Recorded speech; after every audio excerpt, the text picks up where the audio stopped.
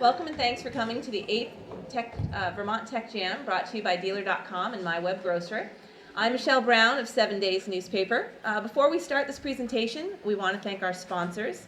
This event wouldn't be possible without the support from Biotech, Champlain College, IBM, Keurig Green Mountain, Logic Supply, Merchants Bank, Middlebury Interactive Languages, the Vermont Agency of Education, and the Vermont Technology Council and Vermont Technology Alliance.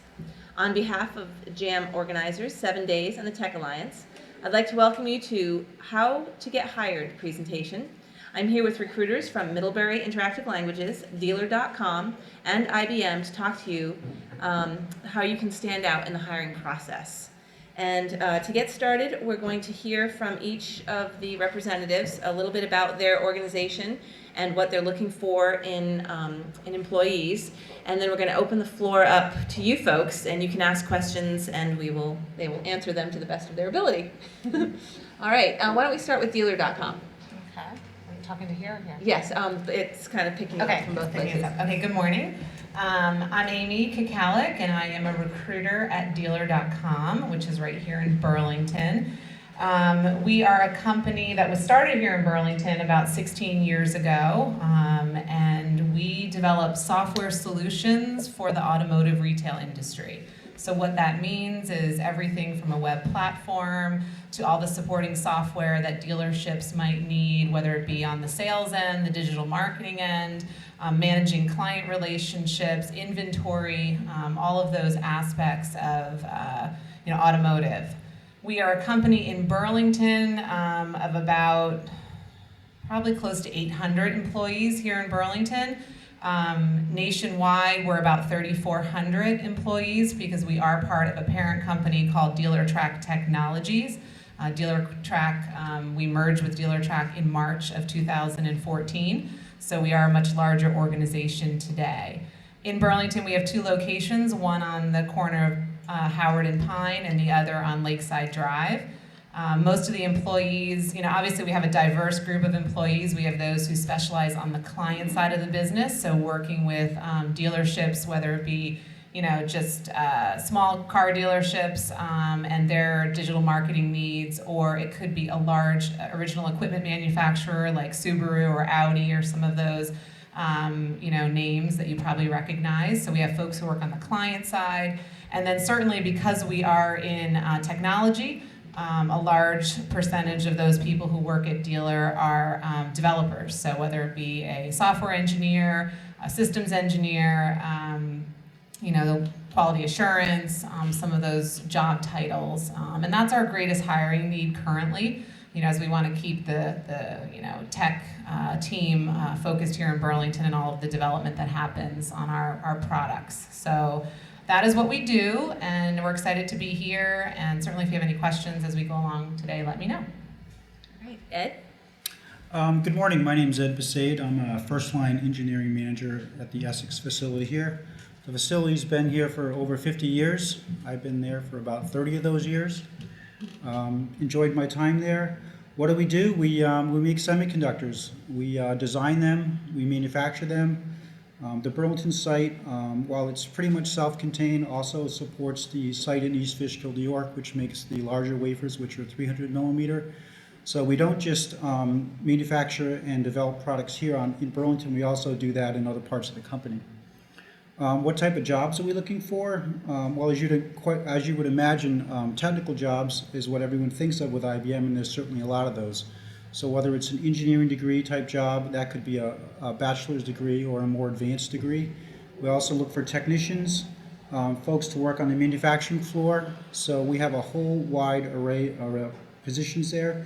And we also have jobs in procurement. We have jobs in other business type offices. So it's not purely engineering and science, although there are many of those jobs there. Thanks. All right, Erin? Hi, my name's Erin McCormick, and I'm the Director of Marketing and Communications for Middlebury Interactive Languages. Middlebury Interactive is located right on Exchange Street in Middlebury, Vermont. We're sort of sandwiched between the new Woodchuck Hard Cider facility and Otter Creek Brewing, so we think it's a pretty nice location. We produce K-12 world language course solutions. So right now, our world language courses are in roughly 180,000, they're servicing 180,000 students nationally. Our courses are in 1,200 school districts throughout the country. And we have about 25, I think, schools in Vermont right now that are using our courses. And all of the building of the courses is in-house. So we have a product development team that has engineers, animators, illustrators, media producers. We have marketing needs. We're growing quite rapidly. We have currently about 70 people in our Middlebury office, around 230 employees nationally, which includes quite a few language teachers. And we're glad to be here. Please let us know if you have any questions. All right. Does anybody have any questions to get us started? Yep, go ahead in the back. For Amy, I guess what would be your advice to a high school senior about to graduate that was looking for a position or an internship in the marketing or business side of dealer.com? Yeah, we do get a lot of questions about internships and opportunities that dealer might have with regard to those types of jobs. I think my first advice was, move on to college if you're given that opportunity, because that is important. And we do, as a company, look to college campuses for our interns. So we do have an active college recruiting program. As far as what we have available for someone interested in marketing, it depends year to year. Those decisions are driven by the hiring team and based on their needs and what they are willing to take on for a summer employment. We have seen an uptick with each year. I think the first year I was a dealer, we had maybe a total of 3 to 5 interns. Now we probably have 15 to 20 at dealer at different times of the year. Some are just summer focused, and other positions can go through the school year. So we do have some part-time internships that students are currently in. So with regard to marketing, that department is not as big. So they may have 1 intern for the summer. Engineering might have 10 interns for the summer. So we do post all internships on our career site. So if you are a college student and you are interested in employment with dealer, you'd want to look on our career site just after the new year. Usually January, February is when you'll see those jobs go up. And you would want to apply directly to those positions. And attend career fairs at your college. I mean, we have probably about 5 to 8 schools, that we're very deeply involved with as far as recruiting their students. So that's important as well. All right. How about at IBM? Are there opportunities there? Yeah, we have, 100 or so, maybe 200 marketing type jobs there. Some of those folks start out on a more technical career path and end up going into marketing, whereas others come in with a more typical, probably 4-year or MBA type degree. So it really varies. I think the relationships we have with folks who buy our products is more of a client relationship, or it's more of a long-term relationship as to more of a quick exchange. So I think a more technical knowledge of the products we make is required to do that type of business exchange. Mm-hmm. And internships, does IBM? Yep, internships as well. We have, at least 100 or so, maybe 200 a year lately. There's always opportunities there. It's a great way for us to learn more about the type of person you are for a summer or two. So when you do graduate or move on, we can have a better understanding of what you might be able to contribute if we were hired. Mm-hmm. So we like internships, definitely. Great. And how about at Middlebury Interactive Languages? We do have some internships as well available. To answer your question, I think the most important thing, whether you're trying to get hired for a job or internships, is really making yourself stand out. We get a lot of cover letters and a lot of resumes that if you're not telling your story and you're not connecting why you want to work for the company, you really have to do your research to make an effort and stand out in those cover letters. So I would say that's really one way to get the attention of a company. Especially in marketing, I get a lot of resumes, and it's really what you have to offer. It should be personalized to the position, it should be personalized to the company. You should make sure that you always get the company name right, that's important, and the position name right. But I think really we try to hire for character and a person, and then we layer in the skills. We're always willing to teach new skills, but it's really about finding the right fit and a person who's gonna be motivated and really contribute to the company as a whole. We're going to actually, I think we're going to explore that a little bit more because I know in past panels we have talked about that. How to stand out as either an intern or an applicant. Some do's and don'ts, perhaps. You just kind of really expanded on what you were thinking as far as really standing out, making it personal, really trying to make that connection. How about at IBM? What will help your resume float to the top? So I'll talk about an interaction I had with my manager yesterday. He was out recruiting in upstate New York, RIT, University of Rochester, out that way. And I have some IT positions in my group, and he came back and he said, I have one resume for you. And I said, well, tell me about the person. He said, well, she's the only one that looked me in the eyes. She's the only one who was eager. She was the only one who really wanted to work there. She told me she wants the job when I met her. He goes, all the other folks, less people skills, looking down at their feet, nervous, hesitant. He said, so I got one resume for you. So he went from 20, 30 resumes, and he handed me one, right? So that's not uncommon. We want people who are engaged, who want to be part of what we're doing. And you have to be able to project that during that important interaction you might have that might last a couple minutes when you're handing someone a resume. So that first impressions really matter, I guess, is what I'm trying to say. Right. So today when you're up there speaking with the companies, make sure you're making that eye contact and being excited. And how about at Dealer? I mean, certainly agree with what's been said already. I do think it's important to do your research. Make sure that the job you're applying to makes sense for you. I know as a job seeker, you don't really have all the details. You're looking at a job description and trying to determine would this role be a potential fit for me. But do whatever research you can. If you know people in a similar job, interview those folks, find out what they do. Because I do think that stands out if you appear to be someone who's done a little background about the position. And follow-up is so important too, and how you conduct yourself, agreeing with what you've said already. First impressions, I think interpersonal skills do matter, because ultimately, especially at Dealer, we develop software using an agile methodology, which is all about collaboration. So we work in a very open pod environment as far as our engineering teams, and even on our client side of the business, they work that way as well. So you do need to be someone who's out there and able to kind of interact in a team environment. So I think demonstrating that is important, and you can do that certainly at job fairs and through your cover letters and your resumes. I think paying attention to detail too. Sloppy resumes never get recognized. So that's Spelling, just grammar. It should go without saying, but that's really important as well. All right. Any other questions out there? Yep. Can I ask a question about resumes? I've been at my same job since I graduated college for about 5.5 years. I've had several promotions, but I'm starting to sit down to redo my resume, and I have taken off the jobs that I had in college, and I've kept it only at this one organization. But if I add my current promotion on there, it's going to make my resume more than 2 pages, which makes me nervous. And is that something people are going to look at and judge me for? And getting back into my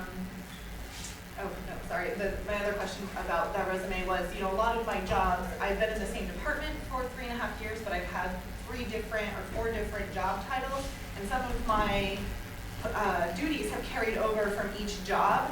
And how do I, say that I did this for this job, but it also is for this job, without making my resume, so long and redundant? Ideas, ladies and gentlemen? I mean, in general, resumes, in my opinion, should be less than 2 pages. I think for someone with 5 years experience, to be concise is important. So you put your most important, responsibilities and accomplishments, listing out those. You don't need to retell your whole job. Because truthfully, your resume in a lot of organizations, especially larger organizations, the person reviewing your resume may not have a lot of time to spend on it. So you want to make sure you're capturing the most important, most critical, your accomplishments, your primary responsibilities. And at 5 years, I think a page and a half is probably sufficient. I would expect someone who has 20 to 30 years experience to be more on the 2-pager. Yeah. And I would say that I tend to look for resumes that are about a page. I think brevity is important, and I do think that your focus should be in the cover letter more than your resume. I think a resume can show what you've done, but it doesn't tell who you are, which is what we're more interested in seeing. You know, who are you as a person? What would you bring to the company? Why do you want to work with us? Why is our mission important to you? You know, a resume can only tell so much of a story, and we really want to know who the person behind the resume is. So I would put more of your time against the cover letter and making sure that's very buttoned up. With that said, I would also make sure that your resume is formatted correctly. And of course, no spelling errors or anything like that, which is an immediate red flag. I think everyone wants to see attention to detail, and just the formatting and the treatment of your resume and cover letter can say a lot about your attention to detail and what you would bring to a company. Ed? Yeah, I definitely like one-page resumes the best, no question. And I think like what you were verbally describing was all about you, which is understandable, but I think what we're trying to do is see if you're a good fit. So if you can, you want to find out what the job is and as much detail, clarity on that as you can, so you can sort of customize it to the job. That way the match is easier for us, which is really what we're trying to do. If you're trying to buy a new car, not all cars are for you, right? So you're looking for certain things, and there's certain things on the other side that have to match, because we both want you to match. Because if you match, you're going to perform well, you're going to be happier, we're going to be happier. So I think the most relevant information should be first. I really would like it to be on one page. And I don't need a long story about leadership or teamwork. I just want to see the words leadership, teamwork, technical accomplishments, whatever, and make it very concise. I think that's important. All right. Anyone else? Yep. So there's a statistic that floats around that only about 5% of jobs are actually advertised. And I wonder if you can address if that applies to your own companies and what other types of marketing you do in addition to posting positions on your website. So at Middlebury Interactive, we do post all of our jobs. We have a very rigorous hiring process, just because we want to make sure that it's going to be a good fit for a candidate in addition to a good fit for us as a company. So we always put the job description out there. You know, we advertise in 7 days. We put it on Craigslist. We get picked up by Indeed.com. And then we usually conduct 15-minute phone calls, go through as many of the resumes as we have. And then we set up in-person interviews where it's sort of like speed dating, speed interviewing, where we put all the candidates who we think are going to be potentially a good fit for us in different rooms throughout the building. And then we usually have people meet with 5 or 6 people for 30 minutes. And then everybody comes together and they say thumbs up, thumbs down. I would say that networking is important, especially if I get a ping from somebody who I know from a previous job or a previous life, and they say so-and-so applied for a job, keep your eye out for this person. That definitely helps. But we always put our resumes out through the proper channels just to make sure that we cast a wide net and are bringing employees to the state of Vermont in addition to finding jobs for employees in the state. How about IBM? I don't know where the 5% number comes from, because we have, obviously, all our jobs are posted. We're required to post all our jobs. We're required to go through all the applicants. We can't just, oh, there's the first one, looks like a match, we're not even going to look at the rest. We can't even do that if we wanted to. So certainly we interview or at least review resumes for everybody. But I think one of the things that I could add to is if someone comes to you you trust and says, you really need to look at this resume, that is a really good thing, because the last thing we want to do is hire the wrong person, right? So if you trust a resume or trust the person who gave you a resume, that is sort of a fast path in to at least get a really hard look. And I think if you can network and somehow get at it that way, as opposed to sort of cold calling your resume, any way you can do that creatively, social media, any other ways, I think would be a really good thing to invest in. Yeah, no, I'm curious on that statistic. That's not one I'm aware of. We do, much like IBM, we post all of our jobs on our career site, and certainly lots of other channels, out there. I mean, so yeah, I mean, everything is posted. Anyone else? Questions? Yep. So I have a question about back to the resume formatting. I was with IBM for 30 plus years until last summer in 2013. And so I've applied for lots of jobs over the past year. And recently, the HR manager at a local company said I shouldn't highlight IBM or even the longevity, the length of my tenure there at the top of my resume, because even today they're inundated with IBM resumes and they don't necessarily look at them closely right up front. So I was wondering, maybe Amy, if you have any insight from the dealer, and it wasn't you or somebody at dealer who told me that, but about how to maybe position things in so that that doesn't necessarily turn somebody off right away, or if it does, maybe it helps. I mean, the Department of Labor last summer said, oh, people are going to want IBMers like crazy because you're such hard workers, et cetera, et cetera. So. Yeah, I mean, I certainly, in my experiences, wouldn't view any resume that had IBM on it negatively by any means. I think it's most I'm so happy to hear most importantly, I think it's about you and what you think your qualifications are. So, I mean, you do need to list on your resume your places of employment, so you would want that to be there. But again, you should identify what's most important to you as far as your skills and contributions and accomplishments, and think about a concise way to deliver that message on your resume. I think cluttered resumes just don't get a lot of airtime. They're very hard to pick through, and it's not just those who are highly experienced. I mean, we get college resumes that are cluttered. You don't need to put everything about you in your resume. So it is really important to focus on the primary aspects of what qualifies you for the job you're applying to.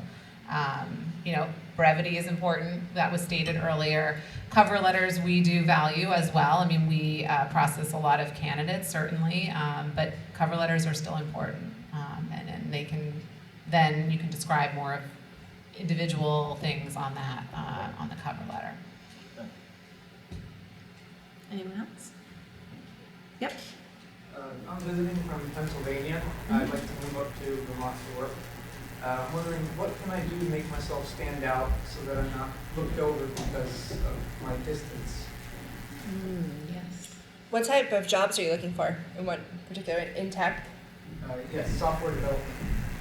I think for me, it's important to see, and I always ask this in my interviews, if it's somebody who's considering moving to Vermont from away, why Vermont? And what's your connection to the state? Because we've hired some people at our company who have moved to Vermont thinking it was one thing, and then after a winter or whatever else, they said, oh, this is not for me. So it's really important for us to hear why Vermont, why do you want to move here? And then I think, especially if that's in a cover letter, it gives us a sense for, okay, this person is serious about transitioning, because we get a lot of resumes from out of state, but if a person doesn't make that connection, I'm less likely to surface them to the top of the pile, knowing that we have a lot of candidates from the area as well. How about at IBM? Yeah, I mean, we have the term stickability, right? We want people to stick. So we won't recruit from the southeast of the country. There are great students at Georgia Tech, but when they come here 1 or 2 winters, stickability is not so good. So we tend to look for students from the Northeast. Pennsylvania is sort of on the edge, but certainly a lot of folks in Pennsylvania end up here. We always have a joke, did they mention they like to ski, right? Because people who like to ski tend to stick, because we have skiing here. So I think you need to distinguish why it is you want to be in Vermont. Is it something about the state? You're a skier, you're an outdoorsy person, you want to live on a dirt road. I mean, even something like that is important, because we have that here. So just make sure you're clear about what that is. It could be my wife or girlfriend has a job here now and I need a job here. That's stickability, right? It could be anything like that. Amy? It's just important to make sure you indicate that somewhere, whether it be on your cover letter. I've seen it on the top of a resume before. And that's most important, because then there's no guessing on our end. Oh, does this person want to move to Vermont? It saves work for the recruiter. I mean, I am a recruiter. I know some of the folks here may be in different roles, but as a recruiter, I can tell you that that's really important to have, for our benefit, for the person reviewing your resume. Alrighty, next question. And I'm going to ask a question. I remember in years past speaking on the, being on the panel. Not only are there, cover letters and resumes, but some companies also have a website where you have to kind of register or get into the system electronically. So could you just speak a little bit to that and the importance of that within, if you do have that, and why it's important? And I know Dealer, I believe you do. Right, yeah, and it's actually a requirement at Dealer that you do need to apply online, which is, our career site, and there's an application, and you apply directly to the job.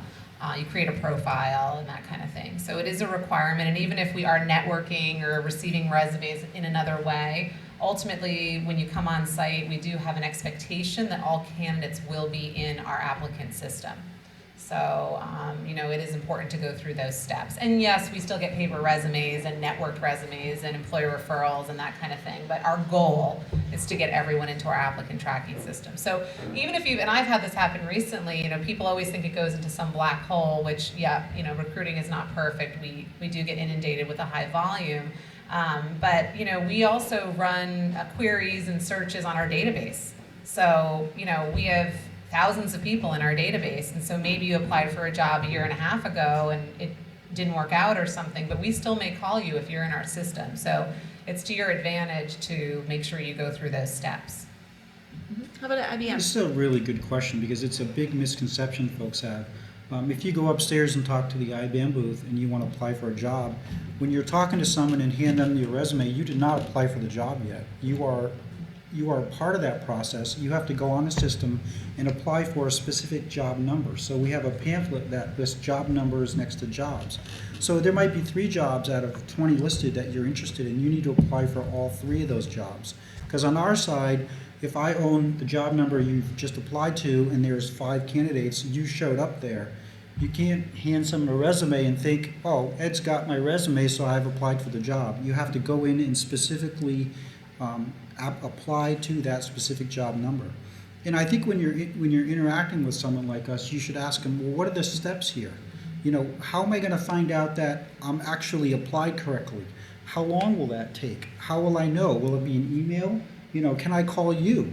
How would I determine that? Because the last thing you want to do is a week or so later thinking, I haven't heard. I wonder what's going on. Does this mean they didn't want me? Or it could be simply you missed a step in the application process and you really haven't applied yet. So there's nothing wrong with validating that you've properly gone through that process with the person you're making interaction with.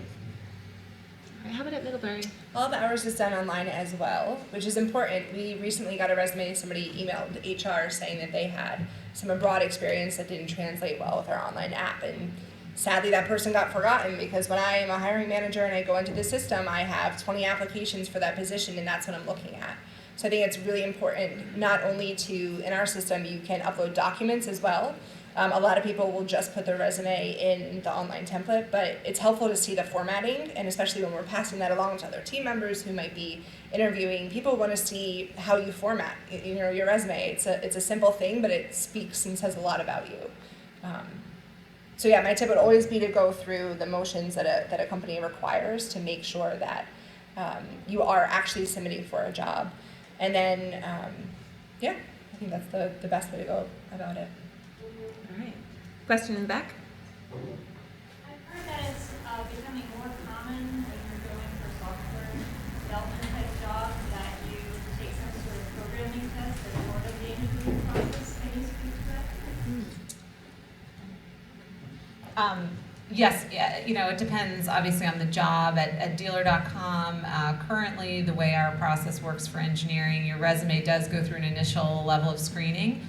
And then if there is interest on the hiring team's part, we will then request the candidate complete a coding exercise. There are different technical exercises depending upon the job. So we have, in our case, we hire Java developers, so there's a Java-specific exercise. UI developers do something that's more client-sided. We also have a web exercise that's expected. But again, it's not of all candidates. It's on pre-qualified candidates that are now moving to the next step. And then that's a further, look for us at the candidate's technical skills beyond their resume. So yes, we do indeed have that. And some of our jobs, actually, you come to a round one interview before we actually then give you a technical exercise. So it does depend on the role, but the ones I mentioned, that is up front before an in-person interview. Ed, how about at IBM? It depends. The last few IT folks I hired, we did have them in a room, and it's not just a test of your coding, it's an interaction, right? Tell me what you've been working on. What have you used? Are you using Java, web? I mean, what exactly is it? We do sometimes, though, when the candidate's sort of unknown to us, ask them, well, here's the problem, tell me how you'd write some code to find all the prime numbers between 1 and 1,000. Could you do that? What would your approach be? And we listen to them think about the problem and work through it. And I typically bring a couple of my team leads with me, so we get a real sense for their approach, how they think about things. It's more of a how you approach things than your Java skills per se, but it's also some of that. So yeah, I think if I was applying for a job and an IT person, I would be Googling, whiteboard test or test for programmers, and I bet a lot of them would come up, and it would be a good way to sort of prepare for an interview. How about at Middlebury? We do a lot of that as well. I would say that for most positions that we have at the company outside of engineering and product development, we're asking for more than just samples. So if you're applying for a marketing job, we might require writing samples with our prompts. If you're applying for a tech job, we might have a Scala exercise that you have to work through. It really depends. Some positions now require you to do a presentation in front of a group to see how you speak and how you interact. But I would say that we are moving to that model. Interviews can only show so much, and I think that by doing a task and showing how you think through problems, how you solve problems is important. We really value that everybody at our company is a doer, although doing through a strategic and analytical lens. So we want to make sure that people who are coming on board are going to be doers, and that's why we have tasks in place to illustrate that. All right. Next question. Yep, in the back. I'm curious, what do you, value more to a certain extent, experience or education when you're looking for someone for a job? The age-old question. You have the education, but not the experience. I don't have a good answer, so I'd like one of my colleagues to go first. I mean, that's a loaded question, as I would say. I mean, I think there is some level of expectation for most jobs that the education component is important and is required for some positions. That being said, you have to have the right experience to fit into some of the roles. So I wouldn't ever say one is more important or valued, above another. But I think we all start with education, right, through elementary, high school, hopefully college, and so on, and gives you a good, basis. But experience is important as well. So I would actually say neither of them. At our company, if you're going to be a curriculum writer for one of our language courses, it's important that you have a PhD or a master's and you have that linguistic background. Our SVP of product development feels very strongly that you don't need technical chops to work in the product dev and engineering team. What you do need is motivation. You have to have some kind of story. Maybe you haven't been given a lot of opportunities in the past and that's why you don't have experience, or maybe you have gotten some real world experience but you don't have the education. As long as you're motivated, you're going to be committing to the company and sort of jumping all into learning new technology, we're willing to bring that person along. It's really just the motivation that stands out to us more than an education or experience, knowing that that's different for every person based on their background and what was sort of given to them or what they were able to do. Yep, with that. So you screen the cover letter much more than the resume? I do, yeah, and we get a lot of resumes that don't have cover letters, even though we say it's a requirement, so that's also a red flag. It's attention to detail, but it's really about the cover letter for us. A resume is important because it does show skills and where you've been and some of your background, but it's more about why you think you would be a good fit for us, and likewise, why we would think that you'd be a good fit for us as well. It's sort of situational. I mean, when we go to a job fair at, UVM, we were there a couple days ago, we just get resumes, which is fine. But if you have something to say, like I'm from Pennsylvania and I really want to work in Vermont, here's why, that probably deserves something in a cover letter. It's just another piece, right? So It's sort of situational. I think a cover letter is always a good thing, but it's not always a requirement depending on the setting in which we're collecting resumes. Next question? Yep. In regards to like changing careers, I would obviously take Ed's advice from earlier, which was to put on, make sure your resume expresses the skills that match with the job. But do you have like any advice for, you know, say somebody who's moving from an arts organization into the corporate world, and then to delve even further into that? Would your recommendations differ for someone like myself, who is just starting off in their career, compared to someone like my dad, who's been very seasoned in their career? You know, if you're looking to change a job, what are the things that you're looking for that, or change career, that would help you maybe think about hiring me, even though I may not have had this kind of job before in my past? You know, we get asked that question a lot about career changers and, you know, what would make you stand out amongst the competition, so to speak, right? So for other folks applying for that same job who may have the experience that, you know, is stated on the job requirement. You know, I do think cover letters are helpful in sort of detailing your background and why you think you would be a good fit for the role. So that's a very good platform for being able to do that. Your resume can too. I mean, I've seen resumes of folks who've pulled together, you know, different aspects of their experiences. Maybe their experiences weren't professional. Maybe they were volunteerism. Maybe they were in some other capacity that, you know, has kind of, you know, is part of the reason why they are thinking of switching careers. Or maybe they took a break from their career and are now trying to get back into the workforce. I mean, there are probably things you can draw upon that may not be so specific to the work you're doing today. Like I said, volunteerism or other things, but you need to capture that in your resume somewhere. Because the reviewer, you know, in most cases doesn't know you. So however you can describe that, even if it's at a summary at the top of your resume, I do look at those if they're intentionally crafted to, you know, bring my attention as to why this person would be looking at this job. So. Good. Yeah, and I think if you have some conviction as to why you want to change, we want to hear that. And sometimes folks will say, look, I can write code, but I don't want to write code anymore. I want to be a manager now, and here's why. And oh, by the way, I've led some teams, and I really enjoy that. And it's not writing code that I want to do now. It's more managing people. So just help us get there with you, because you probably have some sound reasoning why you want to make that change, and we need to understand that. I think it's also important to do research in the new field that you would be going into. We've had some applicants who want to do UI, UX sort of design for us.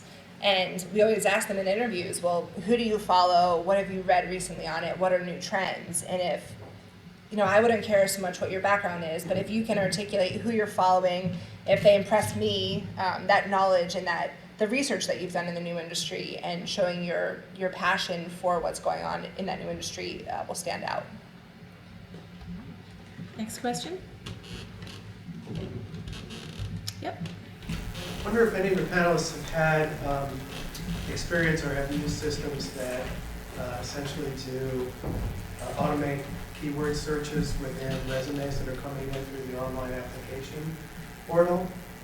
And if so, I have a concern about that because I've used quite a few of them now in an extended job search, and I'm wondering if there are certain words. I mean, I've looked for advice about how to sprinkle or make sure your resume includes keywords that are going to be caught for the right reasons in that type of automated search. But more so, I'm wondering about whether, you know, for example, as a person who's had 25 or 30 years in the workforce, if my application gets bumped simply because I have had a lot of experience, certainly more than what's called for in the job description. I can address the last part of that first. It comes up sometimes with us, especially if there are more entry-level jobs and I see somebody who might have 20 or 30 years of experience. I might assume that they're out of the price range that we have budgeted for that position. So I also think that we always want to hire people who are going to be satisfied in the position that they're given. And We don't want people who are thinking that they're working underneath what they can achieve. So I think detailing that, whether in the cover letter or the resume, that you're eager to be a doer and get work done and roll up your sleeves and be hands-on is important. We don't have an automated system. We actually don't have a recruitment department, which is why I'm here. So each department has a different hiring manager. So usually the lead in that department is the hiring manager. We will look through all of the resumes and applicants that we do get personally. So we're really taking into account, of course, the cover letter, which I've mentioned a few times, but we're not using anything automated to sift through them. It's really what grabs our attention based on the resume and the cover letter. And we would never exclude someone for too much experience. It would only be the other way. So I think what you're sort of getting at is you don't want to put something into the application that would disqualify you right away. We don't search on words per se, but if it says 5 years minimum experience and you don't say you have 5 years, you are now out. So it's really that simple. So you have to be careful about what the requirements are and that you have met those or exceeded those. But we would never say, yeah, you've been out there 20, 30 years, so we wouldn't consider you for an entry-level job. We still would because, you know, if you have an abundance of experience, it wouldn't be a negative per se. How about a dealer?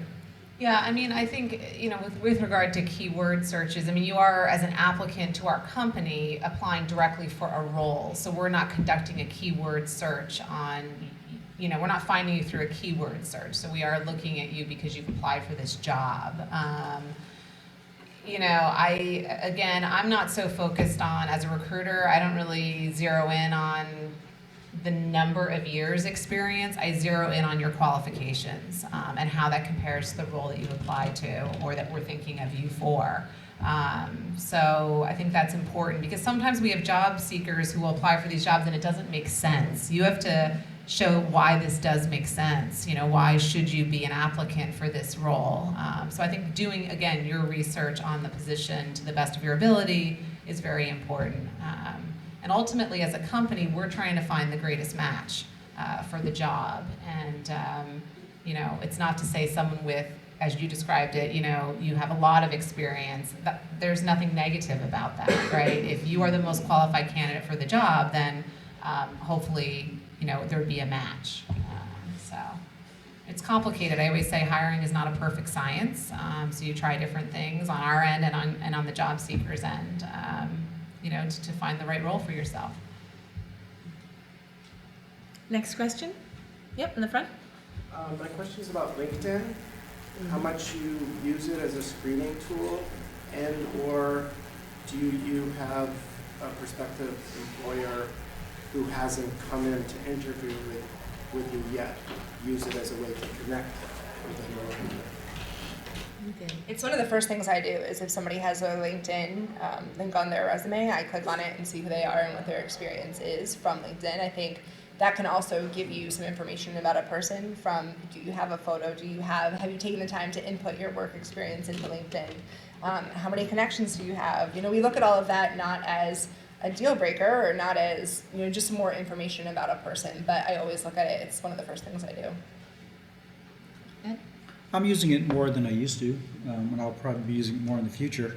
It's not the first or second thing I do, but if I'm going deep into, hey, I have 3 people I'm now considering, I'll look then.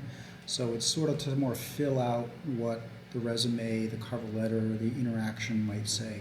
Because when you go on LinkedIn, you know, it's pretty informative as to what's going on with someone, you know, how many connections they have, what their experiences are. So it just sort of fills things out. I think it's a very sort of strategy that is utilized by some and probably by more and more people today. I mean, I proceed with caution as a recruiter with LinkedIn. I actually rely on it very little, which is probably the opposite of what you'd think. But you know, I don't care how many connections you have, really, because that doesn't, you know, people can connect with whomever they want, right? It doesn't really describe you and tell me about, you know, your experiences. And so I always say with social media, we do proceed with caution at Dealer, even though it is our industry. You know, again, I still think it's most important to apply directly for a job. I sometimes have had experiences with LinkedIn where things are inaccurate on LinkedIn and people are connected to people they don't want to be connected to. So I just proceed with caution. We use it. We have that recruiter technology that we can search on candidates, and we do that for our passive searching that we do. You know, but locally, so many people are connected that we don't really need LinkedIn. Yep. Follow-up question for the LinkedIn. My LinkedIn has like all of my jobs, you know, the jobs I held in college and the job I have now, but my resume only reflects, you know, the past 5 years since I've graduated college. If you looked at my resume and then looked at my LinkedIn, would you be like, whoa, there's like, you know, a big difference? Would that penalize me in any way, or, you know, does that actually make it better because you can see my full job history? I don't think personally I would pay much attention to that. You know, I usually, if I do look at LinkedIn, it's more for a cursory quick look to see what's there. Are you engaged? But I wouldn't, you know, I would say that a lot of us probably don't have time to sit and compare and wouldn't be taking that into consideration at all. Ed? Oh, sorry. What about Facebook and Twitter? I was told I should learn those. The businesses are using them now. I didn't know. That's like Facebook. It really depends on the role that you're applying for, I think. You use them professionally. I don't. I don't look on Facebook to learn more about an applicant. I do not. I don't as well. Yep, in the back. I'm just curious, a lot of jobs say 1 to 2 years of experience preferred, but not required. Does that mean you would discourage somebody that is like just graduated to not apply for that job? So on the requirements, how strict are you? Well, if it says preferred, it means if you don't have it, it's okay. It's just preferred. So there are must-haves and there are nice-to-haves. That's a nice-to-have for me. So certainly I would apply if I'm right out of school. And I also think that experience comes in a lot of different forms. So even if you might not have the 1 year of engineering experience, you might have other experiences that relate to that. So. All right, and that is our time. Thank you all very much. I hope this was helpful. And if you have any questions, you can come on up and ask them individually.